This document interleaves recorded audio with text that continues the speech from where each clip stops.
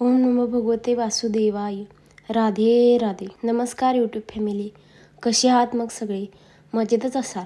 मग आपले व्हिडिओ बघताय ना? तरी मी आज तुमच्यासाठी द्वितीया श्राद्ध म्हणजेच दुसरे म्हाळ याबद्दल माहिती, पूजाविधी व उपाय घेऊन आले आहे.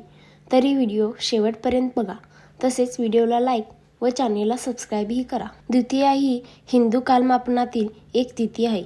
अमावस्यानंतर दुसऱ्या दिवशी जी तिथी येते तिला शुक्ल द्वितीया असे म्हणतात आणि पौर्णिमेनंतर दुसऱ्या दिवशी येणाऱ्या तिथीला वैद्य द्वितीया असेही म्हणतात. या द्वितीया तिथीला मरण पावलेल्या पूर्वजांचे म्हाळ म्हणजे श्राद्ध घालतात. याला द्वितीया महालय असे म्हणतात. म्हाळाच्या महिन्यात पितरांबरोबरच भगवान विष्णूंचीही आराधना करावी, कारण की भगवान विष्णू हे जगाचे पालनकर्ते आहेत. त्यामुळे त्यांचीही आराधना करावी. यामुळे आपल्याला व आपल्या पितरांना यांचा विशेष लाभ होतो. त्याचबरोबर पिंपळाच्या वृक्षाचीही विधिवत पूजा करावी व पिंपळाखाली दिवा लावावा व काळे तीळही वाहावेत व तिथेच बसून पूर्वजांचे स्मरण करावे. त्यांच्या आत्म्याला चिरशांती लाभो अशी प्रार्थना करावी व घरीही पूजा अर्चना करावी व बोलवलेल्या जोडप्याला किंवा व्यक्तीचीही पूजा करावी व त्यांना जेवू घालावे. त्यांना जेवू घालण्याआधी छतावर नैवेद्य ठेवावा.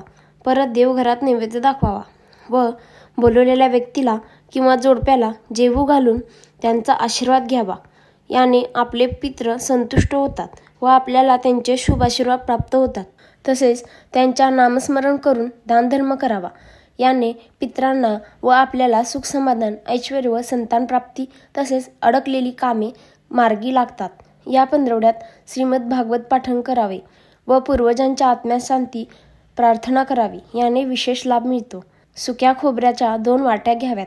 त्यात एका वाटीत गहूचं पीठ व साखर घालून त्याला दोराने बांधावे. हा दोरा बांधताना सगळ्या घरात फिरावे व हे सगळे घेऊन पिंपळाच्या झाडाखाली खड्ड्यात पुरावे. याने आपल्या घरात धनहानी होत असेल तर धनहानीपासून मुक्ती मिळते व घरात शांतीही लाभते.